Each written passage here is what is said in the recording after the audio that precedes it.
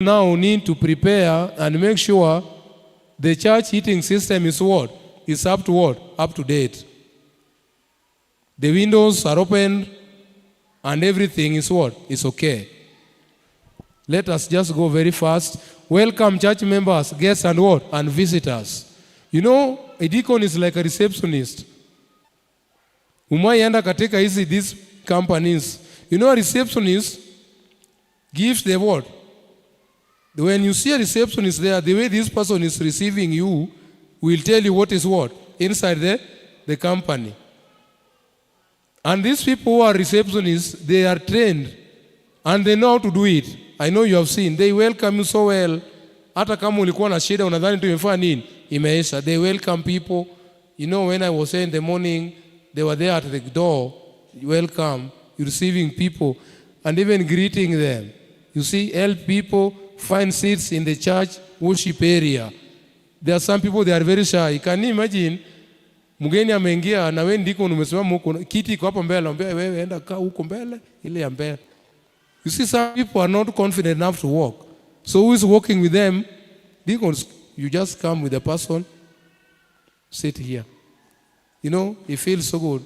But now can you imagine? Wewe ingia, enda kaa. Hata kama uko depressed. The last person who should be depressed in the church is a deacon. Praise God. Can you imagine a deacon is depressed? What can happen in the church on that Sabbath? It can be chaos. Everybody is disturbing me. My husband is disturbing me. My children are disturbing me. You are also disturbing me. Am I Jesus to die for you on the cross? You know, the last person who should be depressed is who? The deacon. Because now you are the face of the church.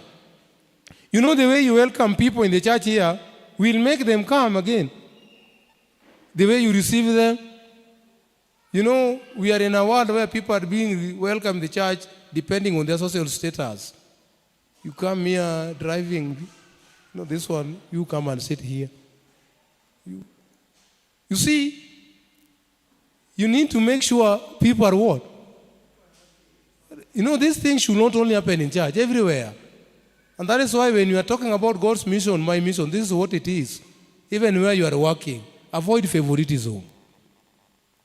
Even in the church, avoid favoritism. I'm just praying the church of God should be a church where people are being treated the way they are. So you make sure, even assisting the pastor and what? And elders. And we are going to see how that one is being done. Then, be alert for problems or potentially dangerous what? Situations. Be alert. You know, as a deacon, you are like a security officer in the church. You need to be alert. We are in a world where things are not right. Be alert. And each and every Sabbath, deacons, make sure you are strategically seated and you know to know, even in the parking lot, you need to know a strange vehicle. Hey, this vehicle, hii hatujaona hapa, hii inaweza kuwa ya nani? You need to be alert. Don't just say vehicles are full. Then you come here, you sing, we are blessed, we have many vehicles. You see, you need to know who is parking where.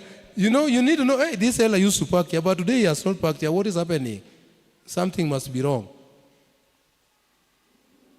You see, those dangerous situations, we are in a world where, let me tell you, in a church here in Nairobi, was it last year but one, when we were beginning 10 days of prayer, there is an ambassador leader who was stabbed and killed. Things are happening in the church. So make sure you are alert. Collect tithes and offerings. You know, many times, deacons and deaconesses are running here. Foster an environment of what? Of reverence. When people are in the church, you know, some people are just making unnecessary noise, phones, things like that. Somebody is not even settled. You know, even the issue of people chatting in the church, deacons will assist us. Don't sit in one place. You are everywhere. Then you just assist. Let us have some reverence in the church.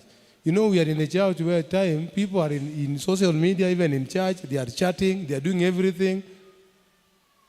So even movement within the church compound, in and out. So that is what they need to do. Then clean the worship area. Like the way we have eaten, our work is to eat, your work is to clean. Deacons, don't complain. Even if we leave chairs there, don't bring an announcement here in the church. ati elder utangaza hii. Siku hizi watu wanakola don't complain, that is your work. Go and bring those chairs, put them inside. And when you are bringing them, bring them singing here. Mungu we. You love your job. So if those chairs are not left there, what will you be doing? So you are giving some pieces of paper. Elder announced this. Church members, you are asking you, after food, please bring in your chairs. And some people are coming from homes, they are boss. Anakula na wacha hapo. So what will you do? So as a deacon, make sure you bring those things and put them where they should be. Distribute handouts and other items when requested. Oversee and perform other tasks as what? As needed. Number 2, their responsibilities during Sabbath school. What do? During Sabbath school, help to prepare church facility. That is very key. Be present in Sabbath school, small word. Deacons are not even studying lessons. Happy Sabbath deacons.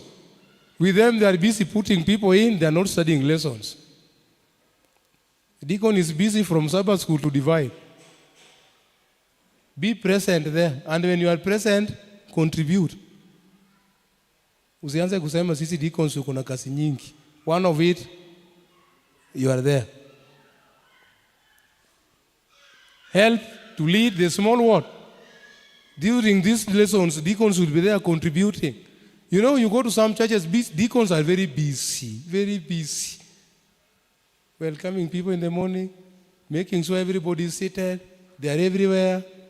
Even some of them, they are even missing someone. If you want to know the department where people are missing someone, deacon department. They don't study lessons.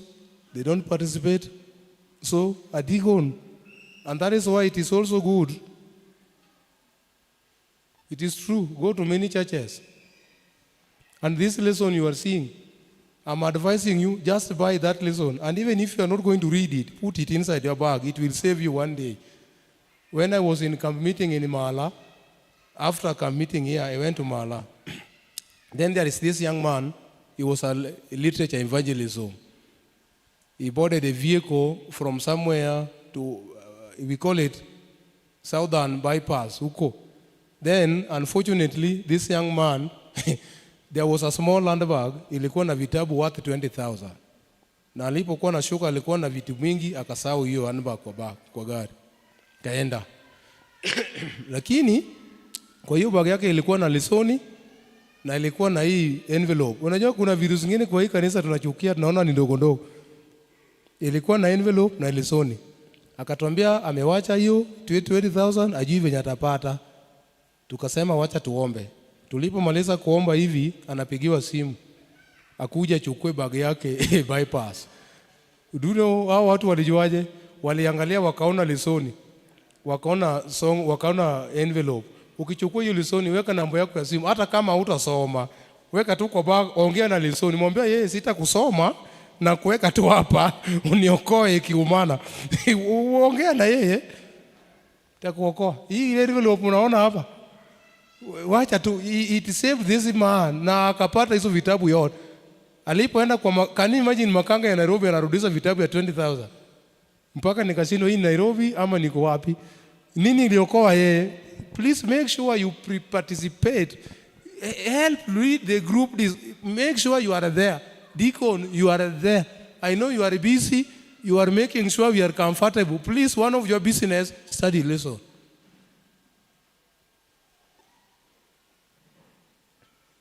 Be prepared to facilitate the group if the teacher is unavailable to do what? To attend.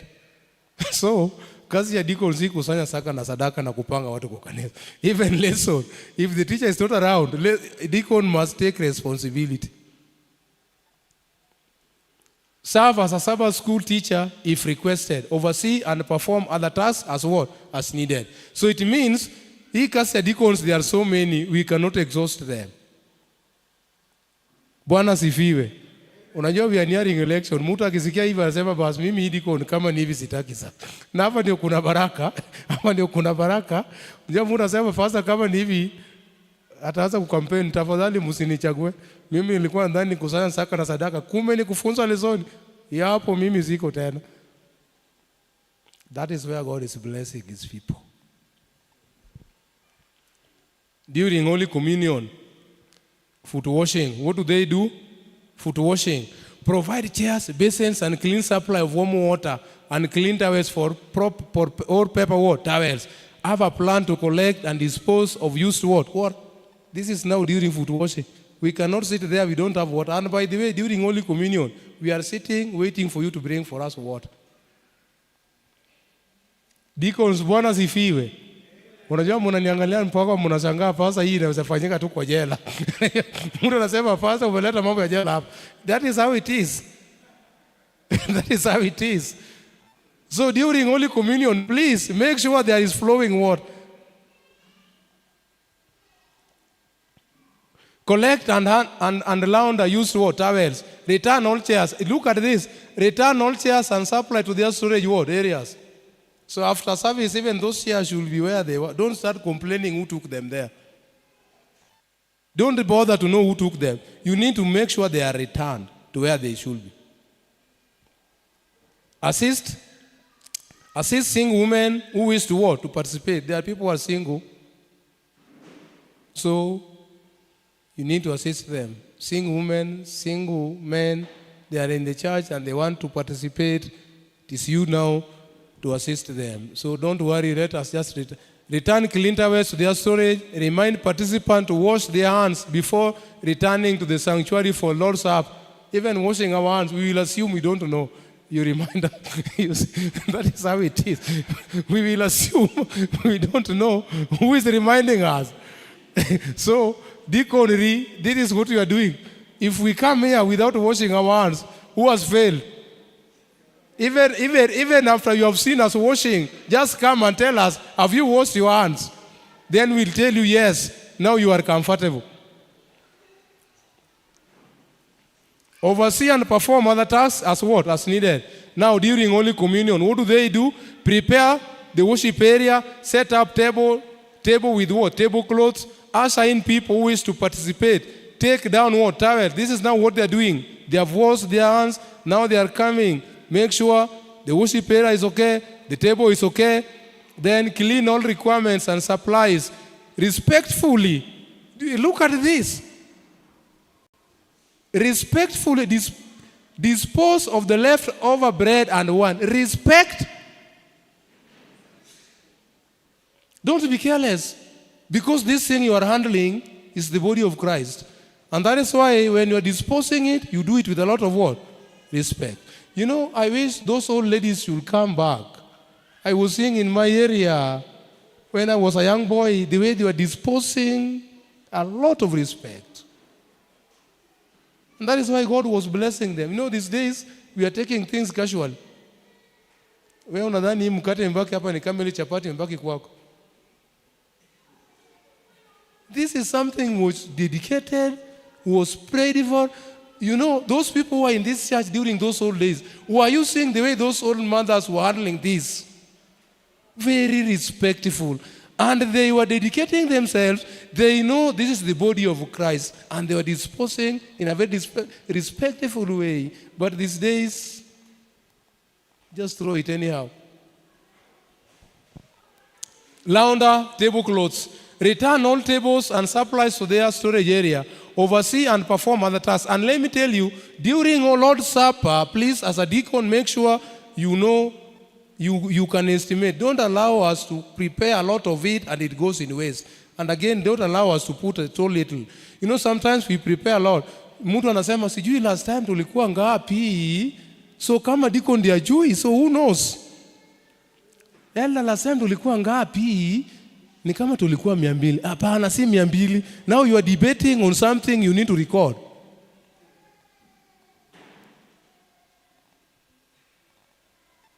You just need to know we were 200. Be accurate. So that when we are preparing for the next one, we can just add a little. You know, sometimes we prepare a lot. You don't even know tulikuwa ngapi. Unaanza kukuona kichwa. Mwenye alikuwa ameenda na kitabu sokoni, unampigia simu. Sahia una credit, unachukua kwa jasi. Time is going. You see, then the church is becoming confused everywhere. No. Baptismal ceremony, that is what they are again doing. Baptismal ceremony, prepare and clean baptistry and changing rooms. I don't know where you are doing it somewhere. Make sure that baptistry is okay, changing room is okay. Please place baptismal robes and towels in the changing rooms where people are going. You know, even people are going, I went somewhere, people are doing baptism. Now people are confused. Where will ladies go? Where will men go? And when you are asking yourself, the first person is in water. So what will happen? You create chaos everywhere. Now, okay, hakuna hata towels. Hata pastors wanakuja, hawana nguo. Pastor anaingia na suit. Pastor utakaa kwa joha, ikauke, ndio rudi. You know, you need to know, gowns are there, they are changing. Pastor, are you okay? Do you have slippers? That is your work.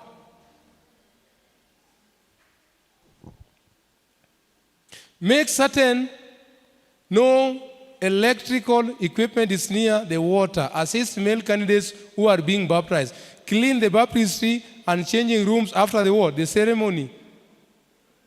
This is what they are doing. Launder all baptismal robes and towels, oversee and perform other tasks. Let me just run funeral. Like now we have a burial here, funeral services. This is another area where deacons are doing. Prepare the areas for the viewing and service. You know, sometimes the family who is bereaved, they are really suffering. Deacons are not there to even to support where do we view the body. You know, those ladies during those old days, they knew these things. You know, when somebody is bereaved, they need to see deacons. Please, we put body here, we view. This is how it is. You control the crowd. Prepare a private area for the deceased close family to do what? To gather. Let me tell you, it is very heavy during funeral. It is very heavy. It is very heavy. During funeral, it is very heavy. You may not know. Prepare and clean the kitchen and eating area if a meal is to be served in the church. Maybe it is here in the church, people have come to pray. Serve as pallbearers if needed. Pallbearers ni wale watu ambao wanabeba meal. Can you imagine deacons wanabeba mwili ya mshiriki wanaenda? It is good. Sometimes we leave it to drunkards. No, drunkards are very careless. They can even throw that. Ati alikuwa tu mtu yetu wakati alikuwa hai. Sasa amekufa, si mtu yetu. So we leave the body to drunkards. This person is ours. You know, the people are working in military like us. You belong to the government until the last trumpet is blown. Pupu, pupu. Wakati tumepiga hiyo tarumbeta umeenda, we are done with you. Even me now, they can come and pick me up very quickly to take me to where I come from. I belong to them. So this person is ours. Until, you know, I went a burial somewhere, I don't want to say, it was chaotic. The bereaved family remained with the boat. People went. Church members went. It is now raining. We are going back to Nairobi. We are in a hurry. When you go to funeral, if you know you have a hurry, don't go there. Then now you leave people confused. You know, I saw these people. I remained there alone. People are coming back to Nairobi. It is raining. It is raining and you have the vehicle. So where are you going? You leave the bereaved family there with the body. Then now they are coming here. Mungu abariki nyinyi sana. And you left them. The time people need you is when that body is being lowered down. Hakuna wakati kuna uchungu kama hiyo. When that body is being lowered down, that is when these people need you the most. So if you have to leave there, be the last person to leave. Even if you are coming back, and please, I'm repeating, if you think you are busy, don't attend funerals. Just stay. Nobody is forcing you to go. Because you go there, you make technical appearance, then you disappear. You leave family members there. And you are also in Africa where culture is also superseding everything. You know, you can be here and culture is also culture. The uncles and everybody, they are bringing things, you look at them, you ask yourself, what is wrong? So when church members are there just singing, you know, they feel comforted. Care for the sick and the poor. This is the work of the deacons. Care for the sick and the poor. Make sure you know this church, how many people are sick, how many people are in need. Assist the sick people, the sick, poor, and less fortunate of the church membership, even here in the church. Do you want to tell me everybody alikula supper? Do you want to tell me everybody alikula lunch kwa hii kanisa leo? Some they are there, they are right, they are surviving. So how many people are in need in this church? So who should do that? Deacons. People are in the church here, they are going hungry, by the way. By the way, after someone, we were with the Landiva there. A young man came there. He just came there. We were seated there. He came. Problems after problems.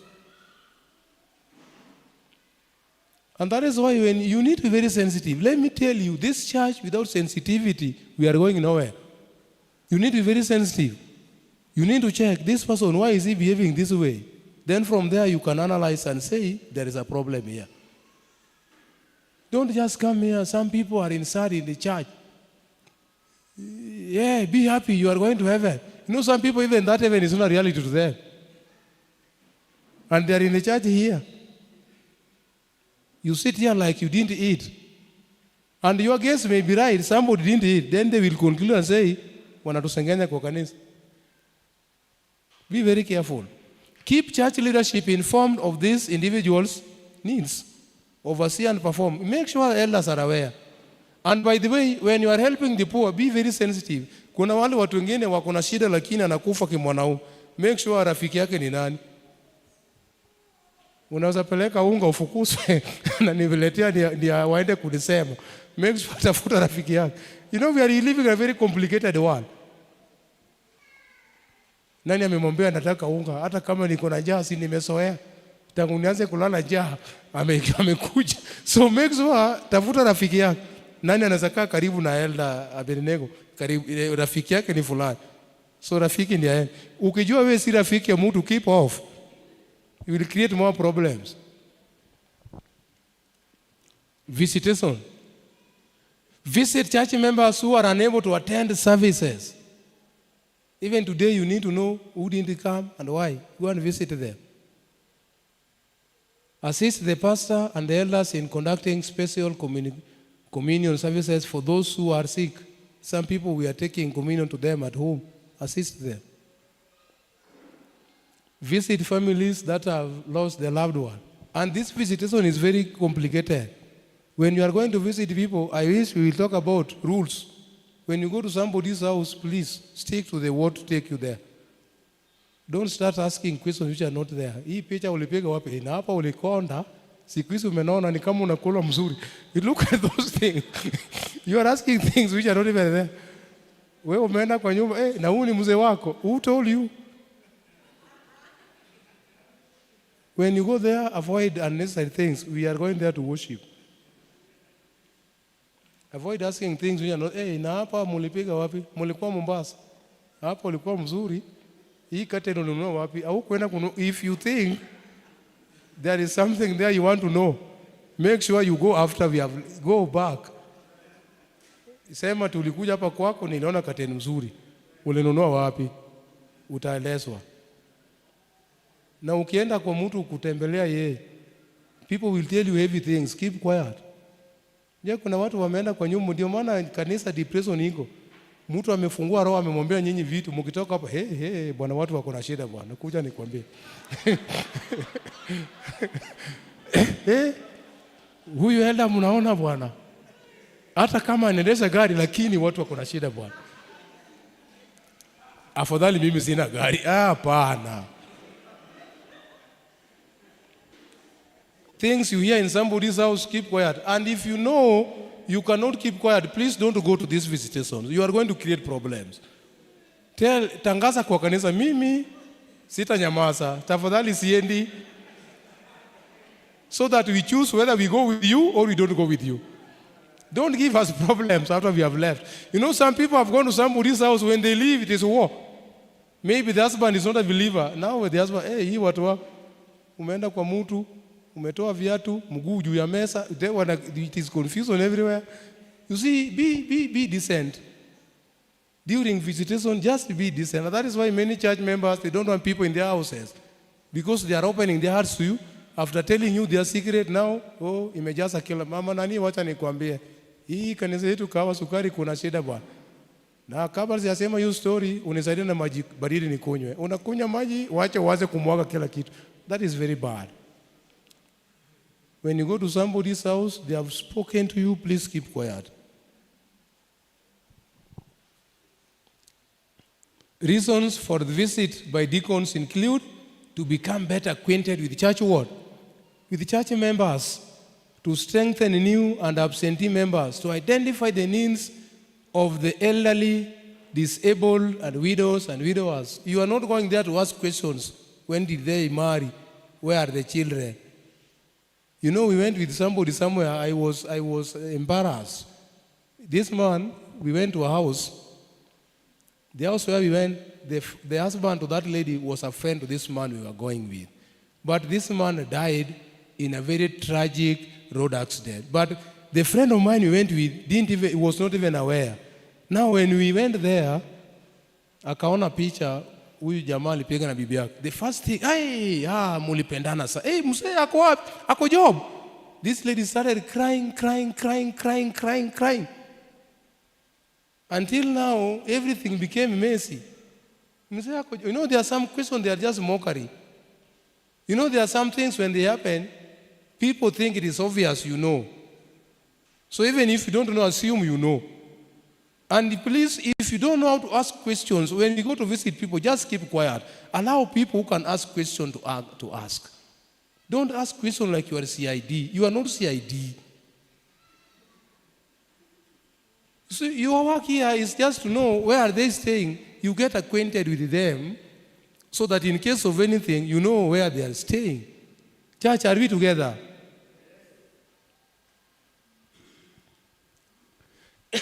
To give comfort and support to church members who are hospitalized. To help church members who are housebound, sick, or recovering from hospital stays. Hakuna mambo ya maswali hapa.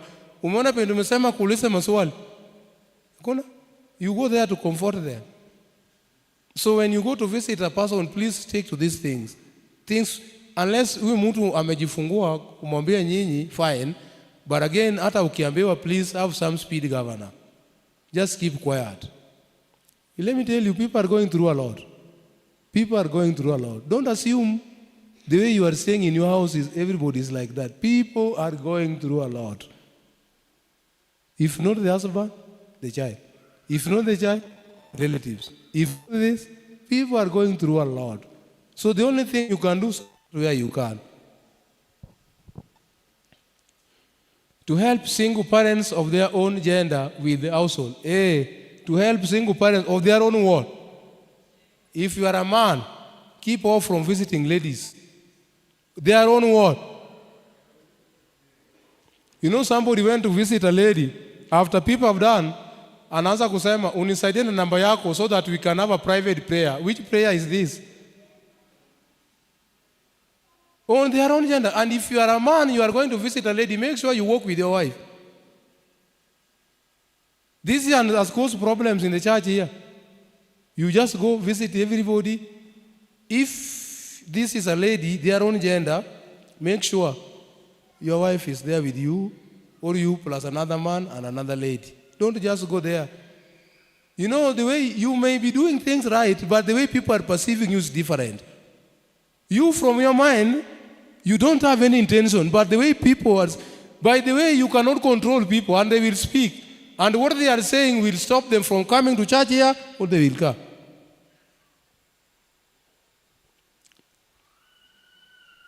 Even Paul told Corinthians, if eating meat is creating a problem, stop. So don't say, I don't care. If you hear somebody saying, I don't care, that is emotionally immature.